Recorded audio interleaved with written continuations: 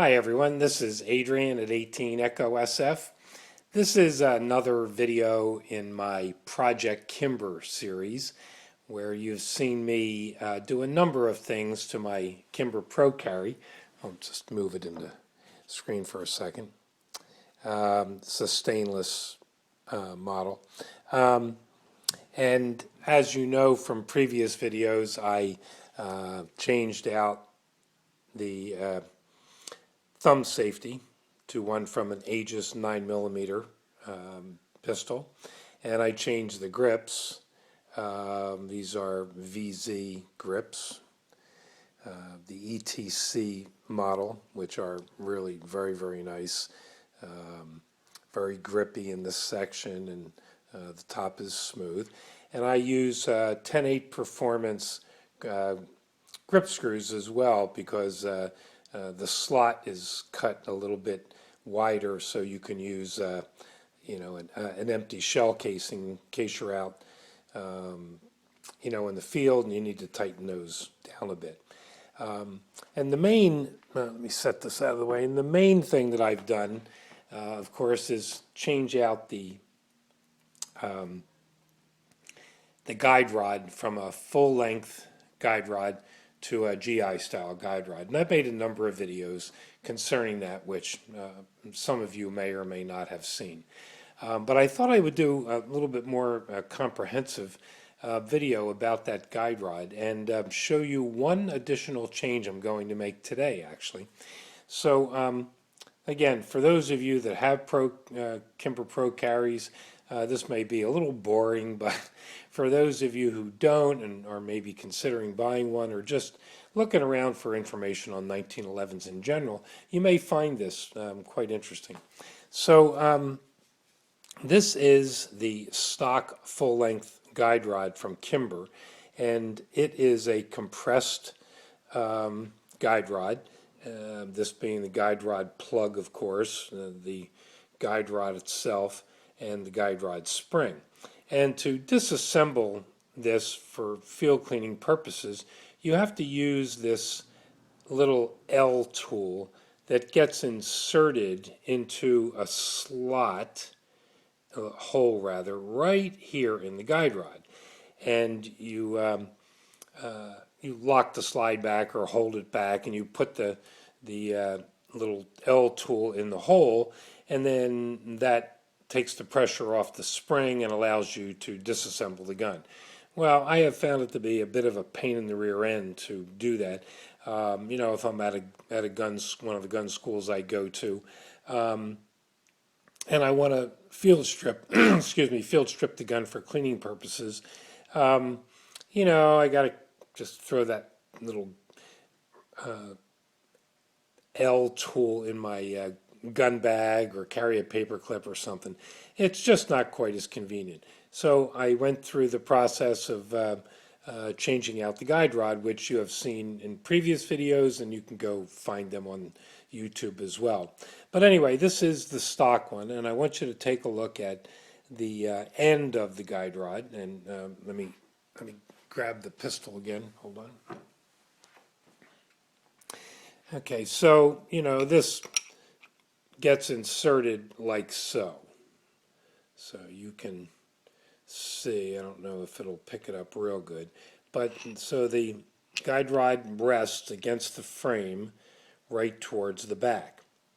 And when I had changed the guide rod out to a GI style guide rod, which happens to be this one, this is from Wilson Combat, beautifully machined.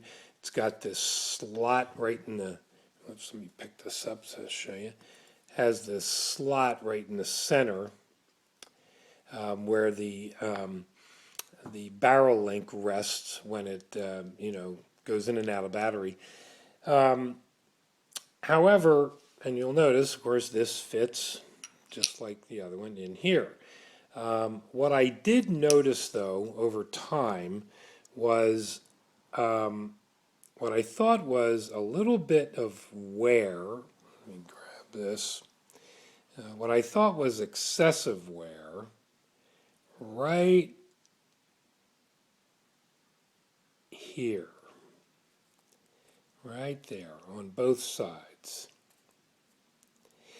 And I began to think that maybe it was damaging the frame, which is aluminum.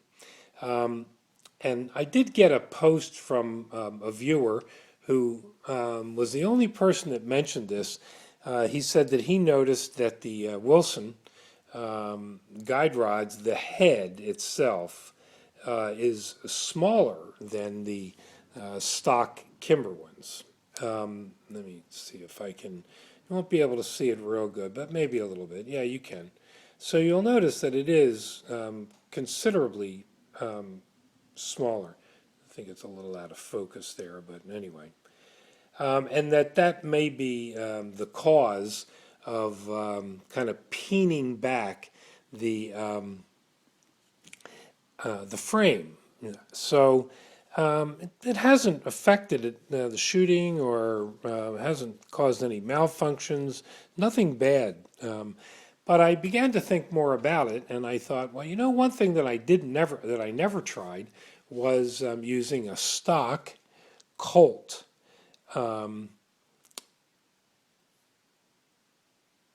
GI guide rod. See if I can get a little bit of light on this here. There you go. And this is a little bit bigger than the Wilson Combat guide rod. So I sent for one last week, and today I'm going to replace the Wilson one with the stock Colt one.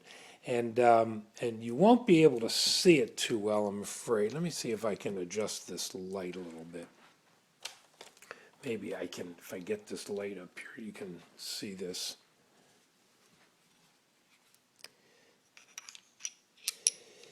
Well, I'm afraid you won't be able to see it too good. But the GI style guide rod from Colt spreads out a little bit more the contact with the guide rod to this section right here, right up against, whoops, right up against the frame.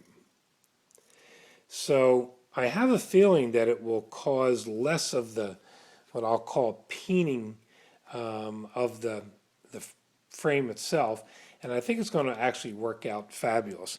And while I have this, you know, the gun apart and the three different guide rods out here, I thought I'd also show you this little tool. I'm not sure it's still available. You can probably find them on eBay.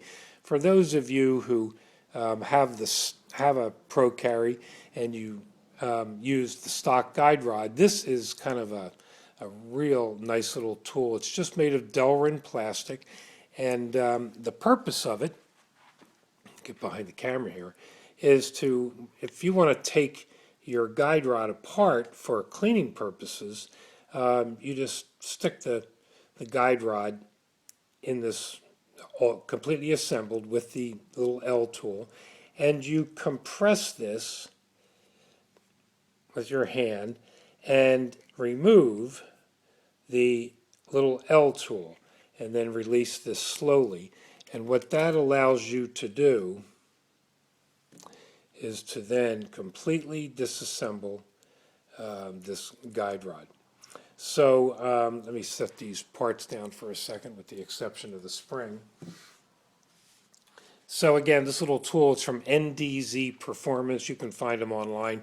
I happen to be looking on their website, and I'm not sure they still make this any longer. They're making their own guide rods for this particular pistol. But if you go on eBay, I'm sure you can find one. I think I may have even gotten mine originally off of eBay.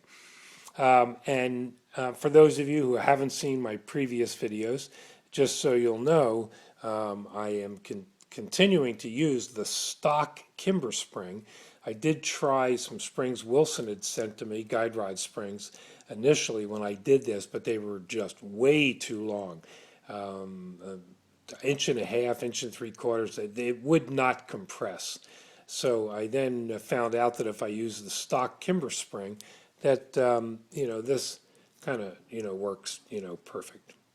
So that's what I'm going to do, and after I take it to the range and shoot it and keep it in here for a few weeks, I'll maybe do one more video and just explain to everyone, how it's turned out. But I have a feeling this is going to completely solve the little peening issue that I've noticed in the gun.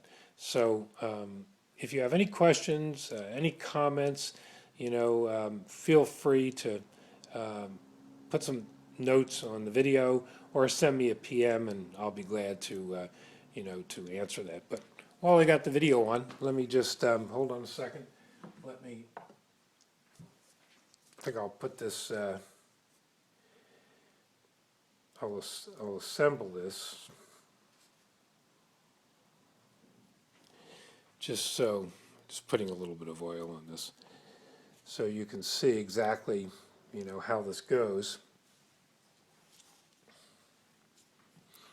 And let me step behind here, and again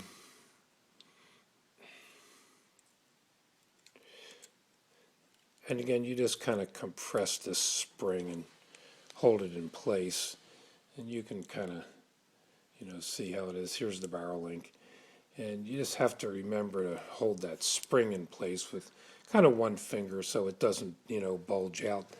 And then when you reassemble the pistol, just make sure that you only push it so far and take your finger out of there so you don't catch it, and then bring it back.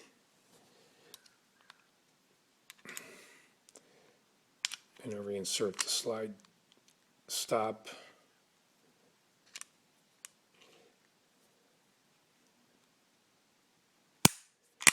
And let me step around here. And as you can see, the gun just works. It works perfect. So, like I said, I'll take it out and I'll shoot it. Probably not this week, but next week, I think.